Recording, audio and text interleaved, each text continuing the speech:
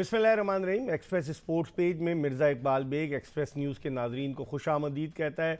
जब 2 दिन कबल पहले वनडे से इंग्लैंड की एक बी टीम का ऐलान हुआ तो तमाम माहिरीन और नाक़दीन का ये कहना था कि पाकिस्तान बआसानी इंग्लैंड के ख़िलाफ़ पहला वनडे जीत लेगा, लेकिन उल्टा ही हो गया और पाकिस्तान को पहले वनडे में इंग्लैंड ने 9 विकेटों से शिकस्त दी, जो विकेटों के एतबार से इंग्लिश सरजमीन पर किसी भी वनडे इंटरनेशनल मैच में पाकिस्तान की सबसे बड़ी शिकस्त थी।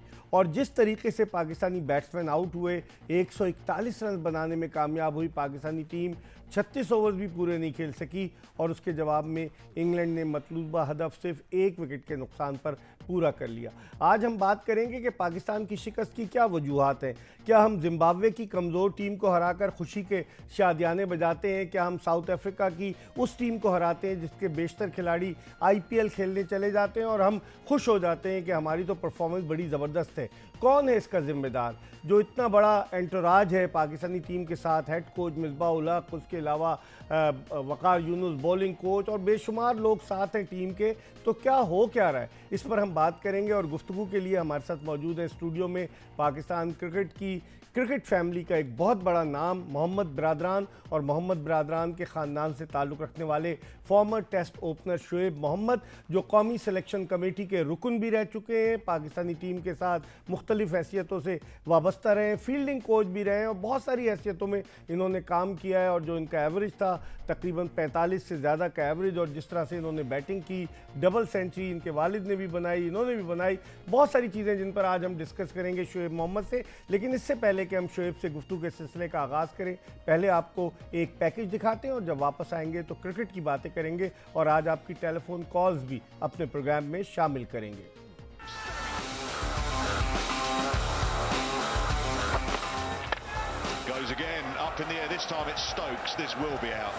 इंग्लैंड की निस्बतन ना तजुर्बाकार टीम के खिलाफ कार्डिफ में खेले गए पहले वनडे इंटरनेशनल मैच में पाकिस्तान की 9 विकेटों से शिकस्त से शायकीन क्रिकेट बड़े दिल बर्दाश्ता हैं और पाकिस्तान की कारकर्दगी को हर जानिब से तनकीद का हदफ बनाया जा रहा है। टीम के कप्तान बाबर आजम ने इस सीरीज के आगाज से कबल ये कहा था कि उन्होंने खिलाड़ियों को हिदायत की है कि घबराना नहीं है।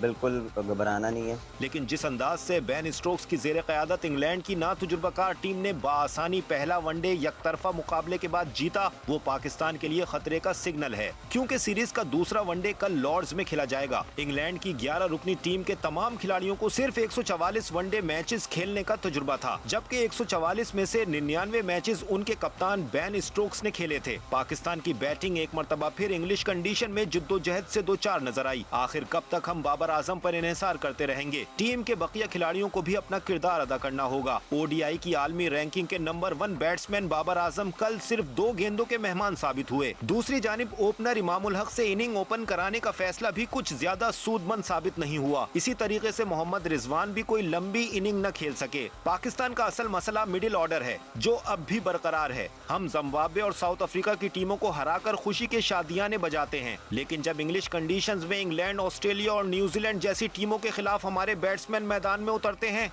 तो उनकी कलई खुल जाती है। मिडिल ऑर्डर बैट्समैन आखिर कब तक हमारे पास नहीं आएंगे? शादाब खान, जिन्हें टीम का वाइस कप्तान बनाया गया है, गुज़िश्ता 5 वनडे इंटरनेशनल मैचेस में सिर्फ 76 रन बना सके हैं, जबकि उन्होंने 257 रन देकर सिर्फ 3 विकेटें हासिल की हैं।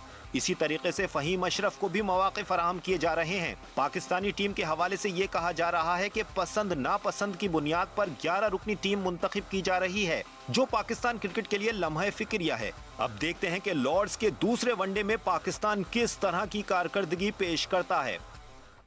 जी, दूसरा वनडे इंटरनेशनल मैच कल तारीखी लॉर्ड्स लंदन के क्रिकेट मैदान में खेला जा रहा है और देखते हैं कि कल पाकिस्तानी टीम कमबैक करती है या नहीं। आप अगर कॉल करके हमसे कुछ पूछना चाहें, शुएब मोहम्मद से बात करना चाहें, तो 021 डायल करके 35803817 पर कॉल कीजिएगा और हम गुफ्तगू के सिलसिले का आगाज़ करते हैं शुएब मोहम्मद से। शुएब, क्या हो गया? आप तो इंग्लैंड में जाकर खेले हैं, पाकिस्तान को रिप्रेजेंट किया है, जिस तरह की बैटिंग कर रहे थे हमारे बैट्समैन, क्या लगता है आपको कहाँ गलती कहाँ नज़र आई आप? इकबाल भाई, बात आपने जो शुरू में स्टार्ट में कही कि जी बी टीम इंग्लैंड की जब पता चला, तो बात यह है कि तो श्रीलंका की तो वाकई बी टीम आई थी और उनसे भी जब हार सकते हैं तो फिर ये तो इंग्लैंड की बी टीम थी। तो बात एक और ये है कि देखिए, जब आप एज ए टेक्निकल मैं पॉइंट बता रहा हूँ कि जब आप बाउंसर एक्सपेक्ट करते हैं, बैकफुट पे के अब बाउंसर आई कि कब बाउंसर आई, उसकी वजह से पाँव का जो फुटवर्क जो है वो डिस्टर्ब होता है। वो इन प्लेयरों के अंदर वो एबिलिटी इतनी नहीं है, शार्पनेस नहीं है कि जो शॉर्ट पिच डिलीवरीज पे आप पीछे की 5-10 सीरीज उठा के देख लें, यही ज़्यादातर इसके अंदर जो प्लेयर्स हैं ये बाउंसर के ऊपर वनरेबल नजर आए। जब भी टीम कहीं दूसरी फंसती है बाउंसरें शुरू करते हैं और ये यहाँ 3-4 विकेटें दे बैठते हैं। तो बात ये एक तो ये वजह थी। और कल तो ड्राइव करते हुए आउट हुए। कल मैं यही बता रहा हूँ ना, जब बाउंसर का डर हो तो पाँव आगे नहीं जाता, आप फिर जो खड़े खड़े खेल जाते हैं, फॉल स्ट्रोक के अंदर अपने आप को इंडल्ज कर लेते हैं, गलत जगह पे पाँव और बल्ला चला जाता है। या टांग ये क्या कहते हैं, PSL के जो मैचेस की समझ रहे थे कि शायद ये साकिब महमूद उसी तरह की बॉलिंग करेंगे, नॉर्मल टाइप की हाइट और बाउंस और कट बॉल होगा, वो बात नहीं थी। इसी के इसके ऊपर थोड़ी सी ब्राउन ग्रास थी और ब्राउन ग्रास से शुरू में नया बॉल डिविएट हो रहा था, तो जिसकी वजह से they had no answer against the English bowling basically. और बात ये है कि जब आप उनके बैट्समैनों को देखें तो वो क्रॉली को देखें, जो बॉल आई उसने वहाँ मारा, यहाँ की बॉल को यहाँ मारा, शॉर्ट पिच को और कट को इधर मारा।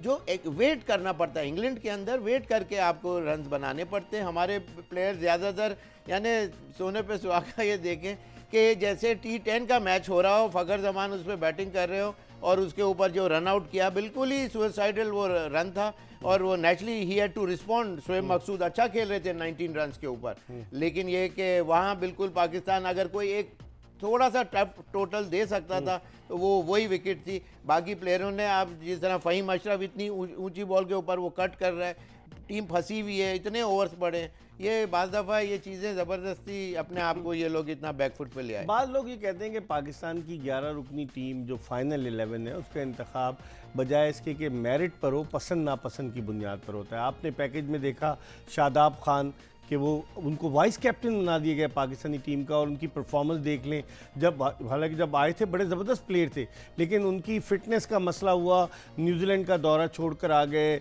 उसके बाद उनकी वापसी हुई, लेकिन वो वैसे नज़र नहीं आ रहे।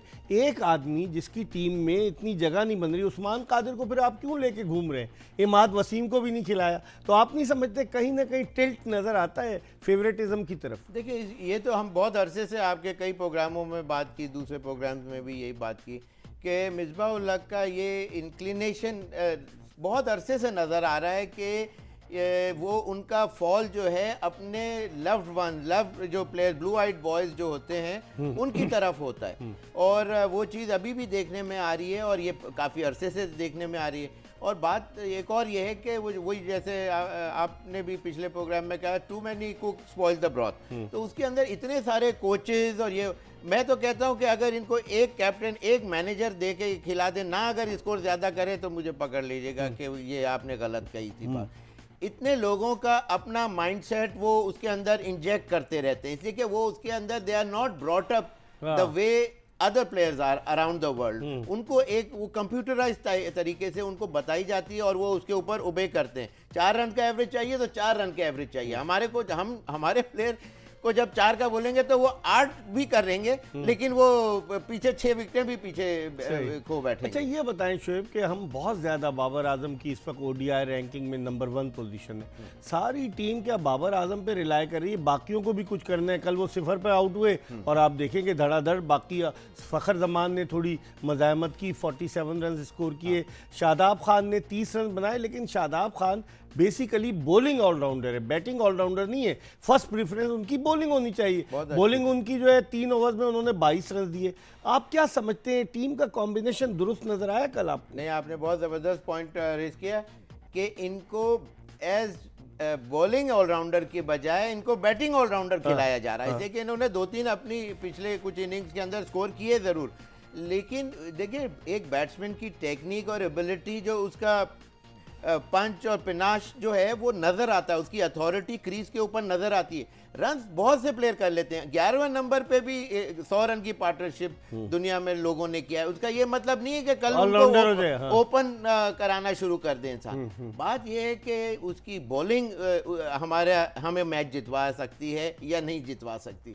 अभी एक बच्चा ऊपर आ रहा है, सरफेस हो रहा है, उसको this is the time to give him a full chance basically. और अगेंस्ट अच्छी कंट्री के अगेंस्ट जब आप 2 से 3 विकेटें भी लेने में कामयाब होते हैं तो आपका दिल इतना बड़ा हो जाता है, सही। और वहां से नेक्स्ट गेम्स के अंदर या नेक्स्ट सीरीज में वो he is a different bowler all together. तो ये एक जनरल मैं बात कर रहा हूँ। तो इस तरह ये उस्मान के लिए बिल्कुल आपने जो पॉइंट किया कि ये कॉम्बिनेशन टीम का जो है वो बहुत वीक और वनरेबल भी नजर आया, एक्सपेक्टेड भी था जरूर, लेकिन ये कि अगर किसी का तुक्का चल जाता तो वो शायद जरूर वाह मैच हो जीत जाते जाती, हैं कि जिस तरह आपने कहा कि क्या नाम है, बाबर बहुत अच्छे प्लेयर हैं, क्लास एक्ट प्लेयर हैं, वो जिस दिन चलेंगे तो पाकिस्तान टीम का ऐसा टोटल नजर आएगा, वरना सॉरी सागा लगा रहेगा। सही।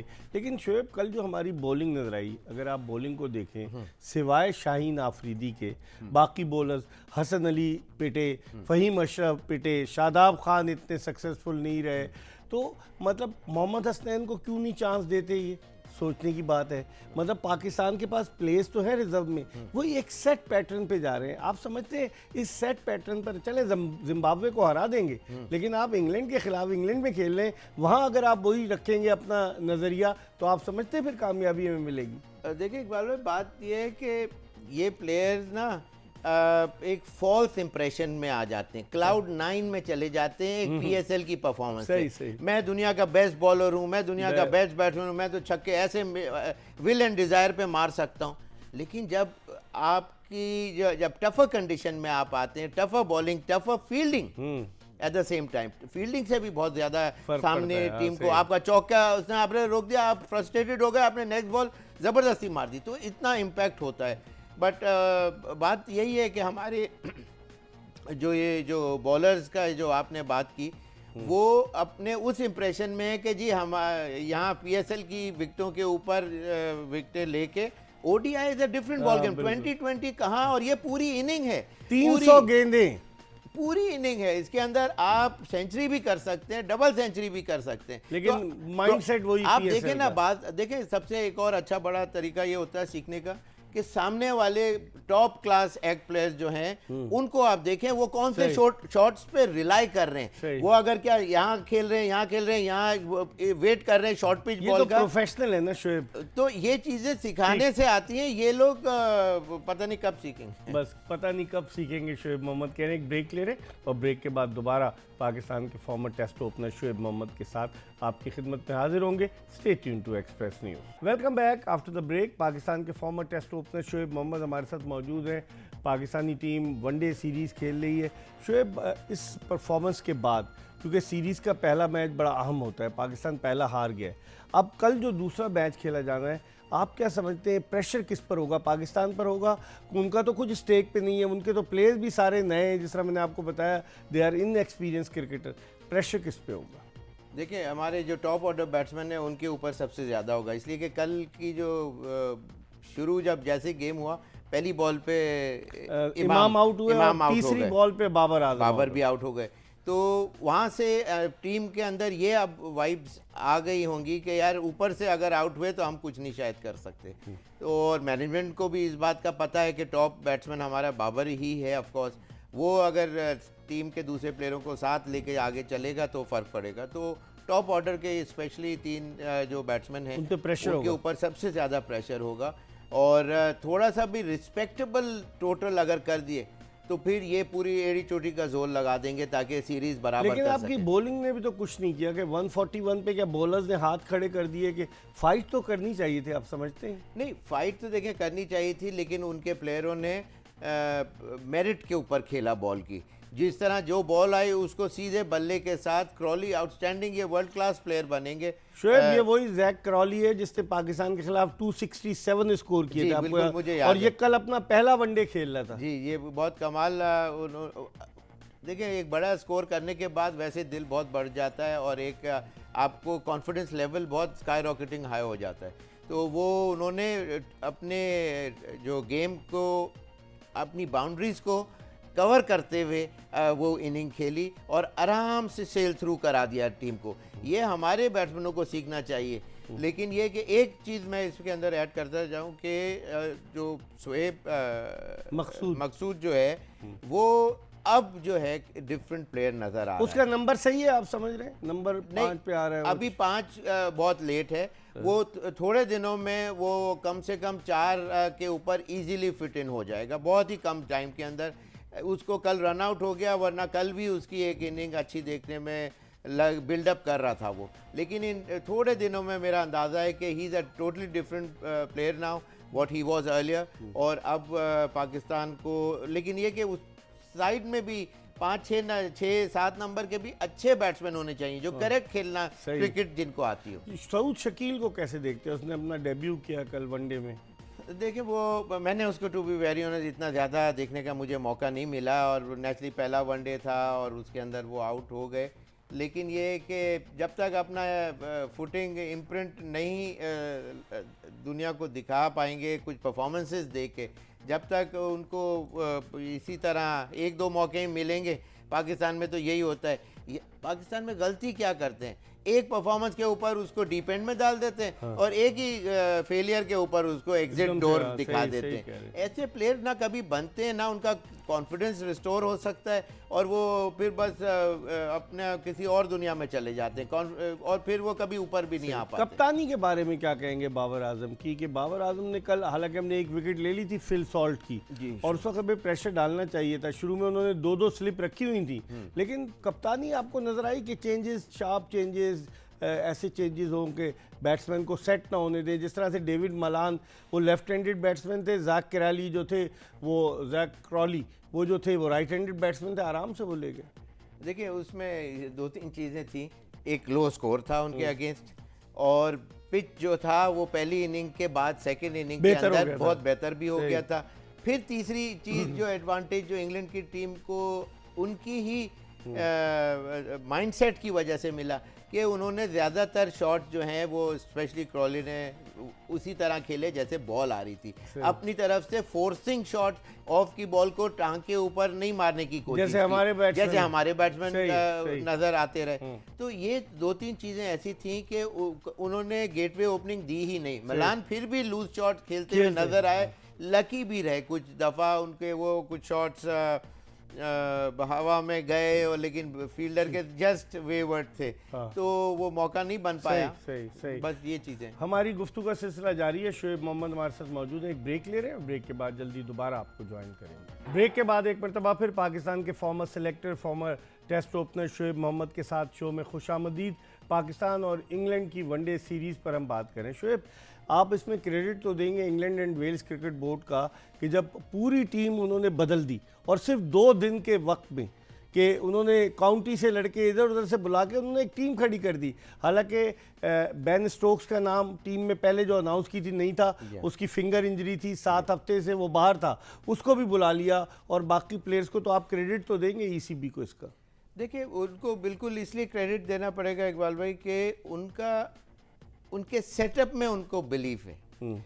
ऐसा नहीं है कि अब क्या करें और ऐसे किसी प्लेयर को लाके हम बना सकते थे ऐसे, अगर हमारे पास ये वक्त आता। देखिए, बस ये इसके बाद मिसफिट कोई नजर नहीं आया। बॉलर आया तो वो स्पॉट ऑन आया, बैट्समैन जो आ रहे हैं वो भी, अब ज्यादा को तो मौका, कल बैटिंग का नहीं मौका मिला, लेकिन मिसफिट अंदाजा कोई नहीं हुआ ऐसा कि ये प्लेयर थे। और वो वहाँ की कंडीशन है, उनके होम ग्राउंड का एडवांटेज ऑफ कोर्स उनको है, और उनका सेटअप ज़्यादा अच्छा है। उसमें देखिए, कैप्टनसी से लेके इवन दूसरे तमाम प्लेयरों को इसलिए एडवांटेज मिलता है कि ये जो कम लिमिटेड नंबर ऑफ डेज के जो मैचेस वहाँ बेतहाशा होते हैं, जो पाकिस्तान के अंदर इस तरह, इसी के यहाँ तो डॉक्टर्ड विकेट्स भी बन जाती हैं, अंपायर भी आपकी मर्जी के लगे हुए होते हैं, और मुझे तो बिल्कुल इनके ऊपर ट्रस्ट नहीं है जो करंट सेटअप के ऊपर। तो हम बना सकते थे इतनी जल्दी अगर हमें 2 दिन में। देखिए, 11 तो नहीं, 18 उन्होंने अनाउंस की। शोएब जी, मेरा खेलने वाले जो 11 प्लेयर हैं हम बना सकते थे। किसी ना किसी को तो डाल के बना ही लेते। लेकिन बात यही है कि इतने प्लेयरों, हमारे पास ज़्यादा 18 की जगह 36 भी हो सकते थे अगर 36 हमें करने पड़ते। आप बोले वो कैसे? वो ऐसे कि इसलिए कि एक एक 2-2 मैच खेलने वाले बेतहाशा लिस्ट आपको पीछे नजर आती, तो आप उन्हीं के ऊपर रिलाई करते कि जी ये एक एक मैच 2-2 मैच वाले बहुत से प्लेयर नजर आ रहे हैं, तो इन्हीं को डाल दो, इसलिए कि खेले हुए इन्होंने, दे हैव टेस्टेड पर आपने पैकेज में देखा बाबर आजम कहते घबराना नहीं, तो आप समझते हैं कि हम रिलैक्स्ड हो गए थे, कंप्लेसेंट हो गए थे? क्योंकि इंग्लैंड की जब टीम दूसरी अनाउंस हुई तो हमने कहा भाई ये तो सारे ऐसे ही इनएक्सपीरियंस्ड हैं। समझते हैं कहीं हम थोड़े सा खुद एतमादी का शिकार नजर आए? नहीं, वो बाबर वो इंग्लैंड की टीम को कह रहे थे आप लोग घबराए नहीं, हम लोग हार जाएंगे। एक्सपेक्ट कर रहे हैं वो हम परफॉर्मेंस नहीं देंगे यहाँ। नहीं, बात देखें ये है कि एज अ कैप्टन उसको तो अपनी टीम को कॉन्फिडेंस देना ही है, और खुद उसको अपने ऊपर बहुत ज़बरदस्त सेल्फ कॉन्फिडेंस होना बहुत ज़रूरी होता है कैप्टन का। लेकिन ये कि उसको इस बात का भी अंदाज़ा है, वरना ये चीज़ बोलने की ज़रूरत नहीं है कि घबराना नहीं है। हाँ। क्यों? इसलिए कि उसको कॉन्फिडेंस नहीं है, इसलिए वो बोल रहा है। वरना टीमें, बाज़ टीमें ये होती हैं कि अच्छा जी कितने गोलों से, अगर कोई फुटबॉल या रग्बी का मैच है तो जो क्राउड होता है ना वो जाता है, वो ये देखने नहीं जाता कि हम हारेंगे कि जीतेंगे, हम कितने गोल से या कितने नंबर ऑफ रन से जीतेंगे, दैट्स कॉन्फिडेंस। वो लेकिन बाबर में नजर नहीं आया वो। तो जाहिर सी बात है कि वो अभी आ भी नहीं सकता ना, जब श्रीलंका की बी टीम से भी आप हार सकते हैं, और जिम्बाब्वे से ऑलमोस्ट हारते हारते एक मैच मुझे याद आ रहा है, एक मैच हारे और एक यहाँ पर हम मैच सुपर ओवर में चला गया था वो पिंडी में, वो भी हारे। अच्छा, वो इतने स्टैट्स तो आपको पता है कि आपके अलावा तो बड़ा मुश्किल है इतना पहुंचना। लेकिन जिम्बाब्वे के खिलाफ शुएब हम एक वनडे यहाँ हारे, फिर हम जिस तरह की परफॉर्मेंस दे रहे हैं साउथ अफ्रीका में, आप समझते हैं हम छोटी टीमों के खिलाफ तो बड़ा अच्छा परफॉर्म करें, लेकिन जब बड़ी टीम आएगी जैसे इंग्लैंड आ गई, हालांकि वो बी टीम थी उनकी, उसके अलावा न्यूजीलैंड में हम न्यूजीलैंड से हारे, उसके अलावा ऑस्ट्रेलिया में हम ऑस्ट्रेलिया से हार जाते हैं, मसला क्या है ये? नहीं देखिए, थोड़ा साउथ अफ्रीका एक अच्छी टीम है, उनके अगेंस्ट अच्छी परफॉर्मेंस भी दिखाई हमारे प्लेयरों ने, ऐसा नहीं है, लेकिन उनकी yet all said and done उनकी भी वो बी टीम ही थी, उनके ज़्यादातर टॉप ऑर्डर प्लेयर्स नहीं थे, आईपीएल में चले गए थे, आईपीएल में चले गए हुए थे। तो लेकिन ये कि मैच देखें, एक कंट्री के अगेंस्ट एक मैच ही होता है और कंट्री का नाम एट स्टेक होता है, तो वो सारी चीज़ों को देखते हुए आप जस्ट जिम्बाब्वे की टीम जैसे वीक स्टांस पे खड़ी है, वो दुनिया की वर्ल्ड बीटर टीम नहीं है, सबों को पता है कि ये हर टीम से हार जाएगी। तो इस तरह की टीमों से भी अगर आप ये, this is a wake up call for you to understand the intricacies, the weaknesses, the weak links in a team. ठीक है, शुएब मोहम्मद कह रहे हैं ये हमारे ये वेकअप कॉल है। एक ब्रेक ले रहे हैं और ब्रेक के बाद, ये प्रोग्राम का आखिरी ब्रेक है, शुएब मोहम्मद के साथ दोबारा आपको ज्वाइन करेंगे। प्रोग्राम के आखिरी ब्रेक के बाद एक मरतबा फिर शुएब मोहम्मद के साथ शो में आपको खुशामदीद कहते हैं। शुएब, अभी जो पाकिस्तान में कंट्रोवर्सी आ गई, यूनुस खान जो थे बैटिंग कोच वो छोड़ के चले गए, मिसबाह उल हक, वकार यूनुस का रोल कैसे देखते हैं? Waqar Younis as a fast bowling coach है, तो कितने बॉलर्स उन्होंने प्रोड्यूस किए, मूसा खान आए कहाँ चले गए, नसीम शाह आए कहाँ चले गए, तो आप देखते हैं कि ईमानदाराना अंदाज से अगर ये लॉयल हो, पाकिस्तान क्रिकेट को बेहतर बनाना चाहें तो बना सकते हैं। देखिए, जो अच्छा कोच होता है ना इकबाल भाई, वो ऐसी चीज़ सिखाता है कि it is embedded into a player, उसके दिल दिमाग में वो बस जाए, इम्प्रिंट अंदर छप जाए, हाँ। ताकि आज मैं वो वाला कोच नहीं भी हो तो उसकी वो गोल्डन बातें, उसकी सिखाई हुई बातें वो बिल्कुल छोड़ ही ना पाए, उसको पता हो, इसलिए कि हर विकेट के हिसाब से लेंथ का फ़र्क होता है बेसिकली, और बैट्समैन की स्ट्रेंथ और वीकनेस देखनी पड़ती है, ये आर्ट ऑफ बॉलिंग के बेसिक रूल्स में से है। वो चीज़ अगर आप अच्छे वो हो, ट्रांसफ़र स्किल करने का आपके अंदर एबिलिटी हो, आप अच्छे टीचर हो, then only you are able to transfer these quality points. आप क्या समझते हैं यूनुस खान के जाने की क्या वजह समझते हैं आप as a test cricketer? Younis Khan का देखें, बात यह है कि वो मैन ऑफ वर्ड्स है, और उसके साथ मैं समझता हूँ ज्यादती इसलिए हुई है कि जब एक चीज़ आपके सराउंडिंग्स में दे दिए कि ये मेरी बाउंड्री लाइन, ये आपका डोमेन है, ये हाँ डोमेन है, तो उसके अंदर आप किसी और की इंटरफेरेंस नहीं चाह सकते। उसका रीजन एक ये भी है कि प्रोफेशनलिज्म, हाँ। दूसरा ये कि कोई दूसरा बाहर से आके कोई चीज अगर आपकी बताई हुई को काउंटर करके उसको किल कर दे, मिसाल के तौर पे, तो वो जो एक बच्चे को कोई सिखाने के लिए एक और आ जाए, तो वो उधर से वो he is back to square one, वो उसी जगह पे वापस आके खड़ा हो जाएगा। तो ब्लेम गेम किस पे आएगा? मेन हेड कोच के ऊपर, जो कि यूनुस खान थे। तो उन्होंने कोई गलती नहीं की, बेसिकली ये गलती टोटली बोर्ड की थी, who invited all these other coaches to क्या उनको indulge कॉन्फिडेंस नहीं था themselves. यूनुस खान पर, बोर्ड को कॉन्फिडेंस नहीं था जो इसलिए बुलाया इन लोगों को? जाहिर सी बात है कि कॉन्फिडेंस नहीं था, जब ही तो ये स्टेप अप लेने की उन लोगों ने हिम्मत की। वरना ये कि एक दफ़ा आपने जब किसी को चांस दे दिया तो फिर उसके ऊपर फुल्ली रिलाई करें ना आप, रादर देन एंटोराज ऑफ कोचेस ला के बाज इन करके सेंटर ऑफ विकेट के ऊपर ला के खड़ा कराते हैं। They are mingling with other players and trying to deliver whatever their mindset is like. तो जो उन्होंने, और उसमें पाकिस्तान में कोचेस में ज़्यादातर कोचेस 99% तो वो हैं जिन्होंने खुद कुछ नहीं खेला, वो खुद लाइफ टाइम में अपने फेलियर्स हैं, तो बोर्ड ने तो उनको पाल के रखा हुआ है। तो जाहिर सी बात है नहीं, इसी हमने तरह इम्पोर्ट भी तो किए ना बाहर से, अतीकुज़्ज़मा को ले आए फील्डिंग कोच, आप देखें सकलैन, खैर सकलैन यहाँ सेटल हो गए, हाँ। मोहम्मद जाहिद को ले आए फास्ट बॉलिंग कोच, तो हम बाहर से भी तो लाए शोएब। देखिए बाज प्लेयर्स की क्वालिटी आपको जब while during their playing days पता चल क्या, जाती सही कह रहे है हैं। कि ये किस क्लास एक्ट का प्लेयर है, इसके अंदर ट्रांसफरिंग स्किल्स है, ये हमेशा सीखने के लिए ही सही, खड़ा सही, रहता था। सही। तो ये बहुत सी चीजें हैं, मतलब इसके ऊपर बोर्ड की बेसिकली गलती है, ठीक जो है। रिलाई नहीं करते, अपने ठीक। ब्लू आइट बॉयज के ऊपर रिलाई करते हैं। और सब फिर और नतीजा ये उनके होता है। उनकी ठीक। उनके इसलिए कि ये कच्चे कानों कानों के के, इसलिए ठीक, हैं कि ठीक। इनको खुद कुछ नहीं आता, सही। इसलिए रिलाई करते हैं और उनकी बातों में आके ये स्टेप्स लिए जाते हैं। बहुत बहुत शुक्रिया शोएब आपका मोहम्मद हमारे बहुत साथ शुक्रिया। मौजूद थे। इसके साथ ही आज की एपिसोड अपने इख्तिताम को पहुंची। इंशाल्लाह अगर ज़िंदगी ने वफा की तो कल फिर आपकी खिदमत में हाजिर होंगे। मिर्ज़ा इकबाल बेग और एक्सप्रेस न्यूज़ की पूरी प्रोडक्शन टीम को इजाज़त दीजिए। अल्लाह हाफ़िज़।